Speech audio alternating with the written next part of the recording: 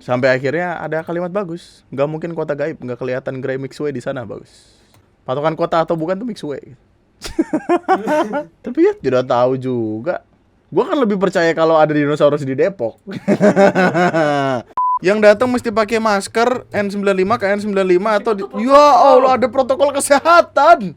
Dijaga Kemenkes ini, bro. Pacar saya habis turun beramnesia kecelakaan kerja. Itu semuanya tidak benar. Tak dulu. Kenapa jadi panjang banget sih?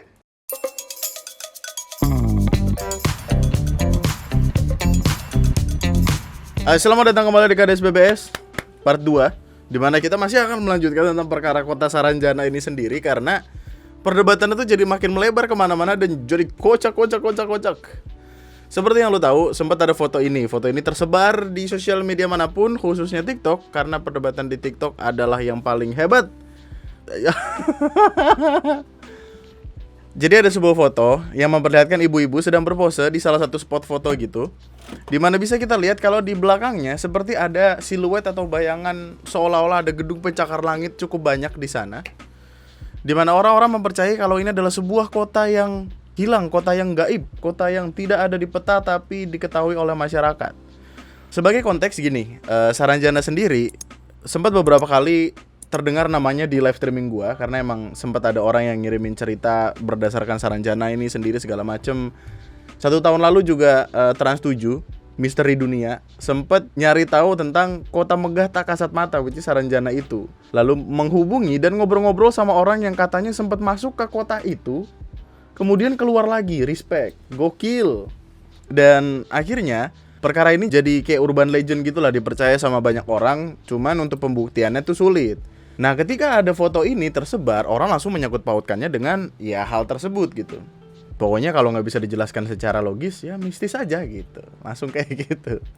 Kenapa bisa dikatakan kota gaib? Soalnya sampai sekarang secara administrasi kota Saranjana ini nggak ada di peta. Nah, kota Saranjana termasuk di Kabupaten Kota Baru, Kalimantan Selatan. Tapi sepengetahuan warga yang katanya pernah masuk ke dalam kota Saranjana ini, banyak yang bilang kalau kota ini beda dari kota yang lain. Kota ini lebih maju, terus ada kisah mengatakan kalau ada yang memesan alat-alat besar dari Jakarta dan tujuannya itu ke kota Saranjana. Padahal kembali lagi, secara administrasi nggak ada kota. Terus dikirim kemana? Tidak mungkin di...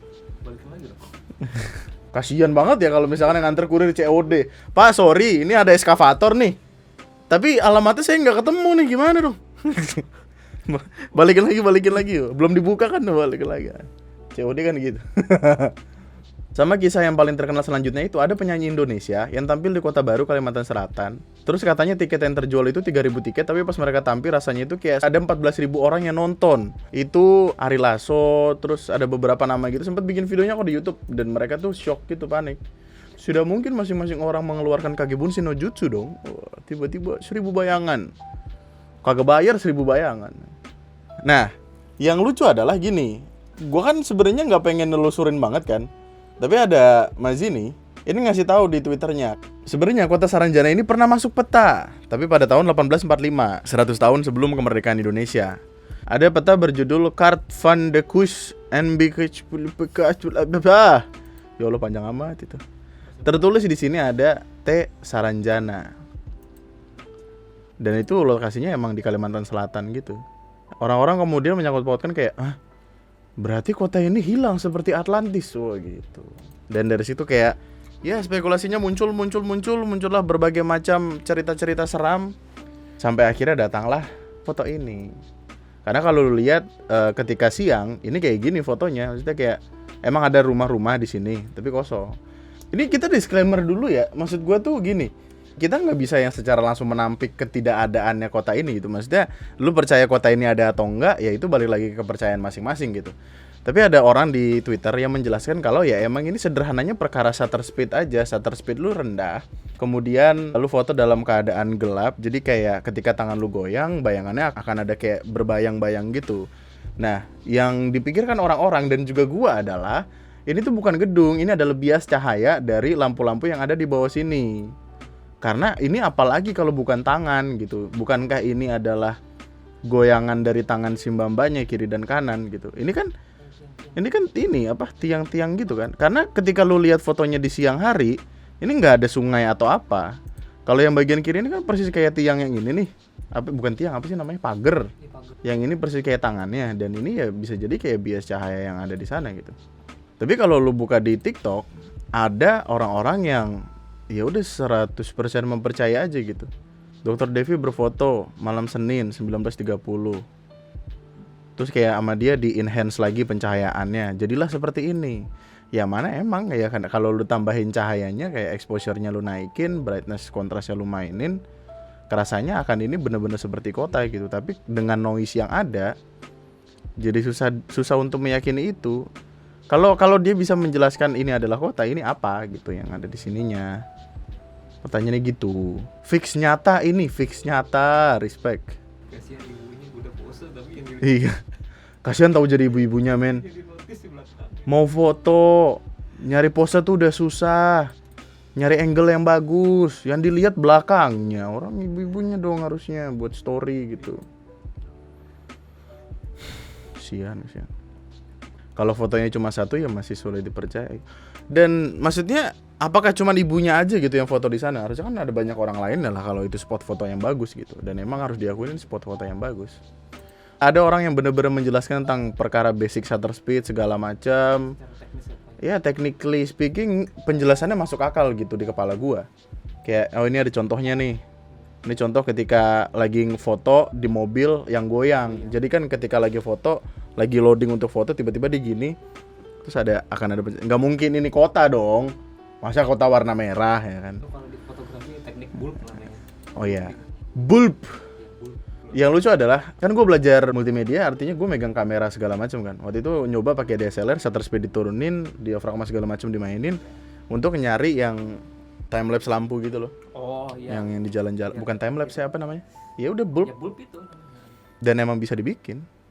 Cuman apakah nantinya akan ada yang mencoba untuk foto di tempat yang sama dengan gerakan yang sama untuk menghadirkan kota juga, ya kita nggak tahu. Kemungkinannya yang dipikirkan orang-orang adalah perkara shutter speed itu satu, atau ini sengaja diedit dua, yang mana effort banget ngedit tuh. Atau yang ketiga ya udah emang ada kota kali di sana, kita nggak tahu. Masalahnya tuh ketika dijelaskan orang-orang kayak karena ente kagak pernah ke sana. Wah, saya sendiri pernah membuktikannya bahwa kota Saranjana itu benar ada. Saat saya sedang bertugas di kabupaten dari Kota Baru, saya naik ferry ke Batu. Saya sendiri langsung melihatnya. Kebanyakan teori, datang aja sini bukti sendiri. Tiket mahal, bos. Tiket berapa waktu itu, Bang? Gua Hah? 1,3 ya. Ya Allah, 1,3 bro. Untuk ngelihat. Sampai akhirnya ada kalimat bagus. Gak mungkin kota gaib, gak kelihatan Grey Mixway di sana, bagus. Sebuah kota tidak akan disebut kota kalau belum ada mixway-nya. Nah. Patokan kota atau bukan tuh mixway. Terus ya ini tadi gue riset kayak nyari-nyari Saranjana tuh kayak apa.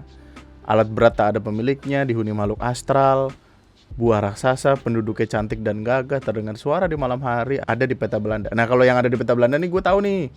Maksudnya ini sudah secara saintifik tuh emang ada gitu. Tapi untuk sisa-sisanya ya saya bertanya-tanya. Saranjana. Tapi terserah sih lu mau percaya yang mana gitu. Karena pada akhirnya ya ketika udah dikasih tahu tapi tetap nggak mau mencoba membuka pikiran ya yain aja gitu. Gimana sih? Terus pendapat-pendapat di kolom komentar di bawah mungkin ya. Tapi ada satu yang kocak. Aku cewek. Ini kolom komentar dari akun YouTube mana apa gimana gue nggak tahu. Aku cewek, kita serupa, hanya saja kami dikasih kelebihan bisa menembus dimensi. Wow. Umur aku baru 100 tahun. Di dunia kami 100 tahun sama halnya 20 tahun usia tempat kalian. Berarti berapa? Berarti dia bisa hidup sampai 500 tahun. Kalau kita manusia katakanlah sampai 100 tahun. Amit-amit. 60 udah meninggal berarti dia di 300. Oke. Kalau mau main-main ke sini pakai pakaian serba kuning baru bisa menembus dimensi kami. Waduh.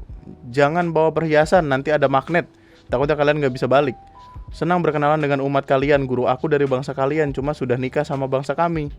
Aku dari Saranjana. Di dunia kami kalian manusia adalah jin. Di Pulau Jawa lebih maju dari kami. Di sana ada dunia namanya Jawi Sabana. Wah, apalagi tuh. Sabana yang terakhir gue tahu fried chicken sih.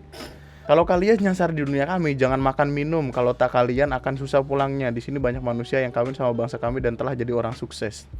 Suksesnya tuh sukses ukuran kalian apa kita nih? Maksudnya ukuran sukses kami tuh kayak punya rumah di Alam Sutra lah, Pejaten Village, Campville, punya Lamborghini, Aventador gitu-gitu. Oh, ada yang komen. Negara mana yang punya orang dengan penyakit skizofrenia Oh sih. paling atas? Indonesia. Wah, Sebuah ini pencapaian yang bagus ya. pencapaian yang amazing sekali. Langsung diulti pakai riset. Tapi ya tidak tahu juga. Gua kan lebih percaya kalau ada dinosaurus di Depok. Kecuali Saranjana ada di Depok, gue percaya men. Asli. Cuman sebagai penutup, sebagai pertimbangan lu juga, ada seseorang yang komen di TikToknya. Jelang akan dirilisnya film horor yang diangkat dari cerita Kota Goib Saranjana, jaga dunia maya dihebohkan dengan foto seorang dokter yang berdinas di RSUD Kota Baru. Terus gue cari di YouTube Saranjana film. Ada teaser official part 1 Saranjana Kota Gaib, pemakaman bawah air. Tapi di filmnya nggak seperti yang digambarkan gitu loh.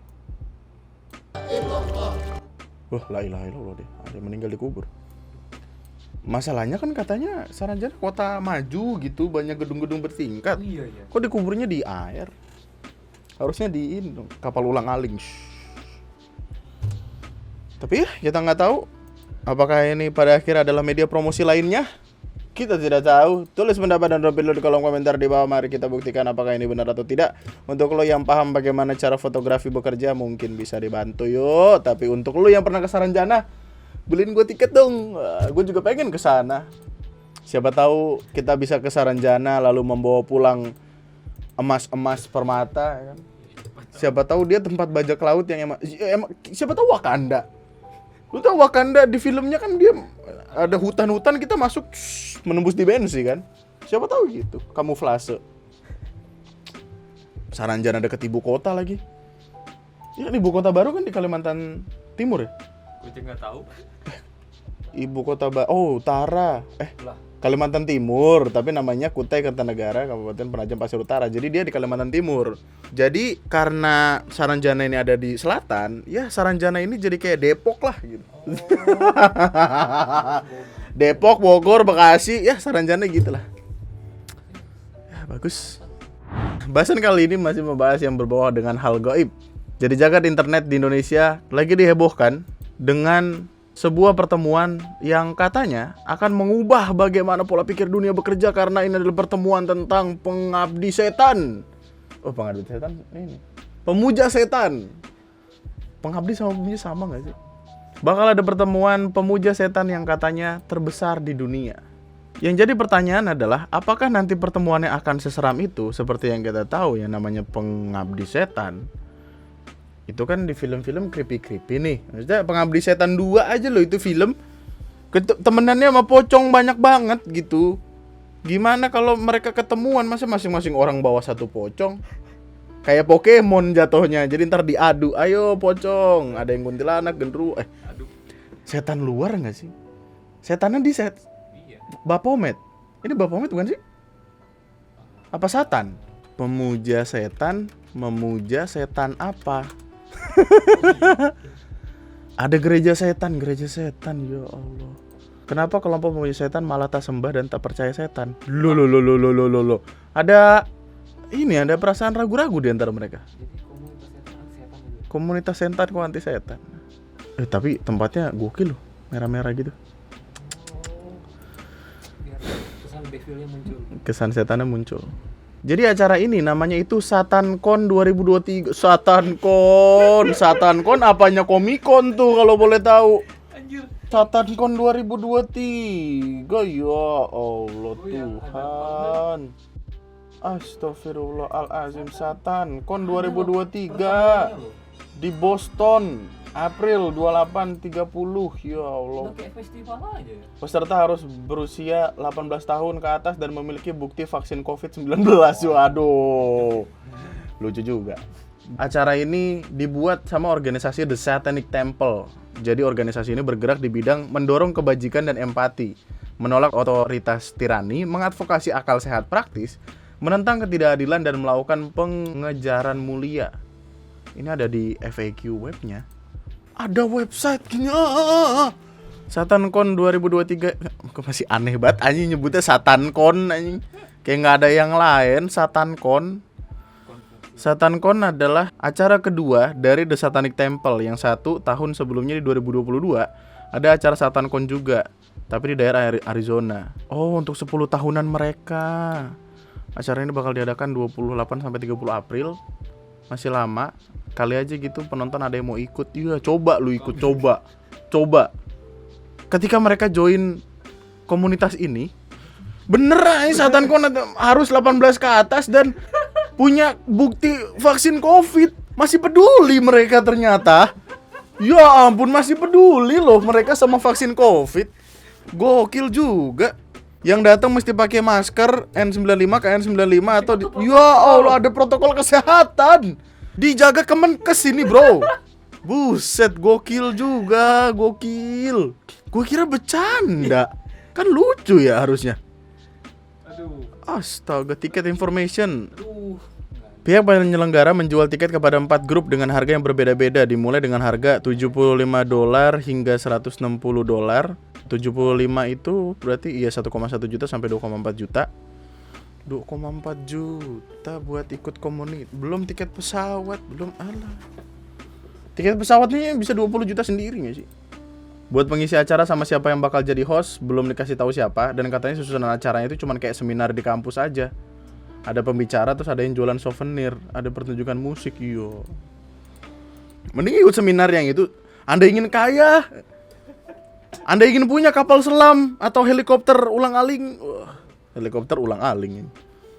Jadi kan acara ini sebelumnya pernah diadain. Nah, kena protes juga sama masyarakat sekitar. Tapi menurut pengakuan salah satu anggota yang ikut SatanCon ini, kegiatan mereka sama sekali nggak ada yang namanya pengorbanan hewan atau benda-benda lainnya. Yang padahal itu yang kita tahu ya. Gue kira tuh penyembah setan atau satanik itu yang kayak kepala kambing lah, bener-bener langsung dipotong terus dibawa diginiin gitu, diarak atau gimana. Ternyata enggak. Terus katanya juga anggota mereka banyak yang vegan. Terus katanya juga banyak dari mereka nggak percaya sama satanis. Bagi mereka satan itu cuma metafor buat kebebasan pribadi, pengejaran pengetahuan sama pemberontakan sama melawan otoritas yang sewenang-wenang. Oh, jadi mereka nggak yang bener-bener menyembah setan gitu ya. Kayaknya komunitas ini emang mengejar sebuah kebebasan dari apa yang mereka rasa. Tapi kan ini kejadian di Amerika ya, freedom of speech di sana kan emang udah jauh levelnya. Iya benar. Kalau di sini kan ada undang-undang ITE segala macam. Tidak mungkin di sini ada. Tapi di sini Mongol kan waktu itu sempat cerita katanya dia sempat ikut aliran sesat atau apa gitu. Mungkin ini adalah cabang pertama. Iya. Ini penyebarannya tuh dari sini dulu, SatanCon. Masih aneh banget gue dengerin SatanCon 2023. Perlu dijelasin nggak kalau Satanic Temple bukan pemuja setan? Satanis itu nggak sama dengan devil worshipper, nggak perlu ngeri-ngeri segala. Kalau nonton Hail Satan, anggotanya anarkis saya dipecat. Oh iya benar. Berarti mereka bukan yang secara in a way itu kayak menyembah setan yang terdengarnya kayak dosa banget gitu loh. Jadi nggak boleh terlalu anarkis, tetap harus dengan kepala dingin. Jadi hitungannya komunitas aja, cuman bedanya bawa-bawa setan. Kalau lu pengen join, lu bisa studi banding untuk mengobrol sekiranya setan di sini gimana, asik-asik nggak? Setan gua nggak asik banget, buset dah. Ada yang lompat, ada yang nangis-nangis di pohon, ada yang ngambil duit anjing gesek-gesekin pantat di tembok. Coba, lu ada nggak kayak gitu? Lu pamer setan gitu. Sharing gitu ya. Padahal Satan sama setan beda, Satan sama ghost beda. Oh iya. Klaim akan gelar pertemuan terbesar pada April mendatang. Kalau ada yang mau ikut, mungkin lo mau ikut, nggak tahu juga, terserah lo, suka-suka lo. Gue paling respectnya sama ini lo, protokol kesehatannya lo. Mereka memiliki 2.500 anggota dan harus membawa masker N95 kayak N95 atau masker operasi sekali pakai. Waduh, masker dari pelindung kaki, bandana dan masker kain tak diperbolehkan tuh. Ketat men, harus budget. N95 tuh lumayan lo harganya. Oh iya, biar Satpol PP nggak datang terus kayak kalian ngumpul-ngumpul nggak pakai masker, apa ini maksudnya? Keluar. Wah. Kalau di sini kan kita PPKM udah dicabut kan. Tapi tetap ada beberapa tempat yang pakai masker sih. Kemarin gua ke SMB tetap pakai masker, soalnya diwajibin pakai masker. Meski dikenal sebagai pemuja setan, akan tetapi TST menegaskan bahwa mereka tidak benar-benar percaya kepada setan. Ini jatuhnya kayak revolusioner gitu loh yang di One Piece. kayak bapaknya Luffy. Jadi kayak melawan kekejaman pemerintah dan ingin menjadi penggerak revolusi. Waduh. Mukbang sate kambing. Di Indonesia tidak ada harganya Bapomet. Tiap lu jalan keluar ada orang jualan sate. Ya, bete aja.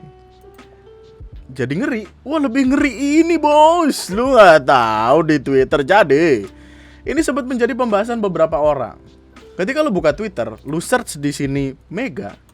Something went wrong. Try reloading. Ada yang salah nih sepertinya.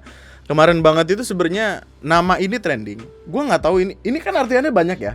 Bisa berarti besar, bisa berarti bang. Iya kan ada bang ada. Tapi ketika dicari Twitter tidak mau. Kayak something went wrong gitu. Di reload tuh tetap nggak mau dia. Kayak ada sesuatu yang salah gitu tuh. Coba lu buka di HP lu sekarang. Masih sama kayak gitu. Akhir-akhir ini ada trending Twitter tapi bukan hashtag sang-a atau VCS atau apalah. Ya Allah, kenapa sih Revan bikin skrip gua, astagfirullah. Tapi emang bener. Biasanya di sini ada men. Trends for you, Trends Indonesia ada yang iya itu. Itu diklik apapun munculnya Shopee itu. Iya, kenapa lu tahu? Riset anjing. VCS palsu tau gak lu? Tapi trending tersebut mengandung kata mega. Padahal bisa aja tentang mega mendung, atau megabyte, atau megaman, warnanya biru, temennya yang warna merah. Wah. Tapi emang kata ini trending setelah ada pidato yang rame itu. Oh. Tapi kalau kita cari yang lain bisa tahu. Mega kenapa langsung keluar? Oh gitu. Gue pengen nyari megabytes. Megabytes tetap keluar loh. Tuh, Mega apa lagi? Megatron? Megatron ada. Masa Mega doang kagak ada? Mungkin ngebug. Nggak mungkin Elon Musk dibayar kan? Nggak mungkin dong. Elon Musk duitnya udah banyak. Ngebug. Pengamat media sosial. Ada loh pengamat media sosial. Kita juga kan pengamat media sosial dong harusnya. Dirinya tidak mengetahui secara pasti apa yang terjadi. Kurang tahu mungkin ada isu mekanisme pencarian Twitter. Ya mungkin error. Siapa tahu error ya kan. Katakanlah ini benar sebuah nama. Tapi bukankah dia tidak memiliki otoritas apapun untuk membuat ini jadi error gitu? Kenapa sih kita jadi ngebahas ini? Kan nggak usah ya harusnya. Kenapa sih jadi panjang amat? Lanjut. Biar gue tutup pembahasannya dengan perkara ini. Jadi Januari 3, awal Januari lalu ini cerita ini tuh sebenarnya udah pengen gue bahas dari kapan tahu, tapi gue nunggu update-nya kan. Dan ternyata update-nya lucu sekali. Gini. Ada seorang perempuan berusia 30 tahun, seorang istri di kota Makassar, sedang berupaya untuk mencari suaminya yang hilang. Terus dia sempat cerita ke kumparan kalau saya sempat pergi ke dukun di Kabupaten Takalar mau suruh cari suami saya. Untuk orang opsi pertamanya adalah dukun, kan saya bertanya-tanya dong tentu saja. Kenapa dukun gitu? Teman gue pernah loh pergi ke dukun nyari motor hilang, jawabannya nggak ketemu. Dia cuma ngomong, wah ini yang ambil orang deket nih, gitu doang. Karena merasa tidak ketemu-temu akhirnya ya udahlah kita minta bantuan manusia. Dukun juga manusia sih. Tapi maksudnya kayak akhirnya dia pergi ke pihak kepolisian dan datang melapor. Ketiganya itu baru ditanggapi. Tapi saya cuma disuruh ganti suami dan terus diketawai, tidak dibuatkan laporan. Kalimatnya gitu. Dan jadi headline lah di mana-mana. Istri di Makassar lapor kehilangan suami. Polisi malah tertawa hingga dibilang ganti suami. Tentu saja yang menertawai dan bilang ganti suami ini kan oknum kan. Oknum. Terus gue nunggu nih kelanjutan ceritanya. Gue nunggu keseruannya datang dari mana. Tiba-tiba setelah suaminya ini diketemukan, ternyata suaminya ini bukan suami, hanya pacar saja. Apa dia laporin ke istrimu? Iya. Laporkan kau hilang suaminya. Hamil enggak dia? Hamil enggak? Enggak. Enggak. Iya. Dan sini saya Sekali lagi saya kasih tahu ya. Itu Datu itu pacarmu atau istrimu? pacar. Pacar? Iya. Bukan istri? Bukan. Dia hamil tidak? Tidak. Tidak. Iya. Nah, terus kenapa kau pergi? Karena saya dipukuli terus. Kau dipukul terus sama siapa? Karena kalau marah dia pukul saya. Siapa Jadi yang marah? Datu. Kalau Datu marah dipukuli kau. Makanya kau aduh, pergi. jadi KDRT dibawa-bawanya ke sana. Padahal setelah oknum itu mengetahui dan bilang cari suami baru, Kapolseknya tuh udah datang sampai minta maaf gitu. Kapolsek Bringkanaya Polrestabes Makassar meminta maaf langsung ke ibunya. Katanya anggotanya itu lagi bercanda tapi nggak tahu situasi, kalimatnya gitu. Tetap tidak dibenarkan. Tapi tiba-tiba waktu si cowoknya ditanya bukan suaminya, Cuman pacar, dan dia cabut ninggalin si istrinya dengan kondisi katanya mau beli gagang pintu. Soalnya kalimatnya kayak suami Datu yang bernama Hagai itu hilang pada Selasa setelah pergi membeli gagang pintu. Ternyata bukan pergi, kabur. Gara-gara sering dipukulin. Ya Allah. Bukan suaminya tapi cuma pacarnya yang belum ada setahun mereka tinggal bareng. Udah tinggal bareng. Pantas merasa memiliki tuh. Sang kekasih bilang kalau hubungan mereka itu udah gak harmonis. Jadi itu latar belakang kenapa Ibu Datu bisa ngelapor polisi tentang pacarnya yang hilang. Mungkin karena berpikir kalau ngaku pacar kayak sepele, kayak gak akan ditangkepin. Makanya ibunya ngelapor bilang suaminya. Ibu Datu sama Pak Hage udah ngelakuin permintaan maaf atas apa yang mereka perbuat. Ya. Pembahasannya tuh jadi penting karena plot twistnya terjadi di sini gitu. Jadi kayak si ibu ini pada akhirnya kena 2 pasal. Maksudnya kena pasal berlapis, yaitu pasal tentang berita bohong. Dan pasal keduanya adalah ternyata Ibu Indri ini udah menikah dan punya suami sah. Dan suami sahnya ini ngelaporin tentang perselingkuhan antara Ibu Indri dan Pak Hagai ini. Mantap. Gua kira ceritanya akan berhenti di Kapolsek minta maaf, ternyata panjang sekali. Ya Allah, Tuhan. Udah mah bohong. Pada Lembang sehubungan dengan hal yang viral tentang laporan saya ke Polsek Biringkanaya tentang suami saya yang hilang, Hagai Situru, itu tidak benar karena dia bukan suami saya melainkan hanya pacar saya. Terkait dengan laporan saya tentang pelayanan di Polsek Biringkanaya bahwa saya dibentak dan diusir, itu juga tidak benar. Adapun KTP, kartu keluarga, dan akta perkawinan yang kami buat dengan status kawin, kami pesan online, itu bertujuan hanya untuk sebagai dokumen untuk mengontrak rumah, menyatakan bahwa kami suami istri. Saya juga memberitakan bahwa pacar saya Hagai Situru beramnesia kecelakaan kerja.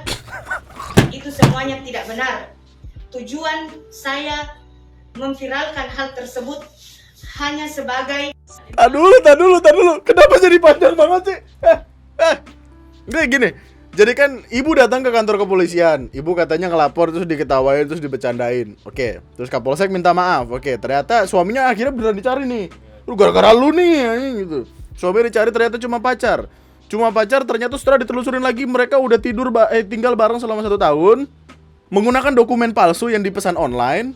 Terus dia juga bohong katanya dibentak atau apa. Terus dia juga bohong tentang suaminya amnesia. Kenapa tiba-tiba suaminya dikata amnesia? nama Datu Balak Lembang. Astagfirullahalazim. Ya Allah.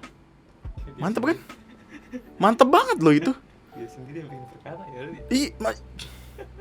Yang mulai elu, yang bikin perkara panjang elu. Sekarang dia minta maaf juga. Sekarang udah mau.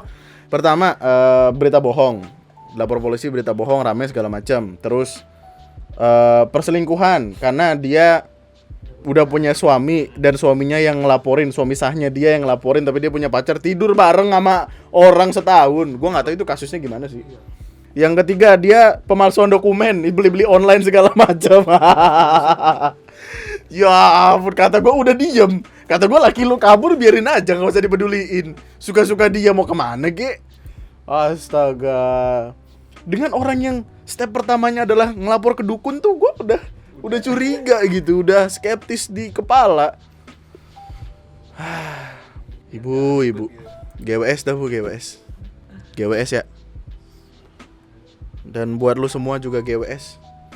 Semangat untuk apapun yang lo lakuin di dunia, men. Yang penting jangan nyusahin hidup lu sendiri, men. Sumpah dah.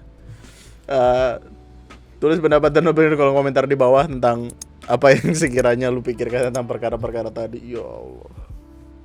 Ditutupnya ultimate banget tuh. Dan ini Januari 4, men. Sekarang Januari 16. Beda berapa? 12 hari. Tapi masih lucu. Kita ketemu lagi di lain kesempatan. Kita lanjut ke part 3 ya. Like, comment, subscribe. Love you. Tadi siapa ngechat? Oh udah tanyain kok belum pulang. Iya. Istri nanya belum pulang.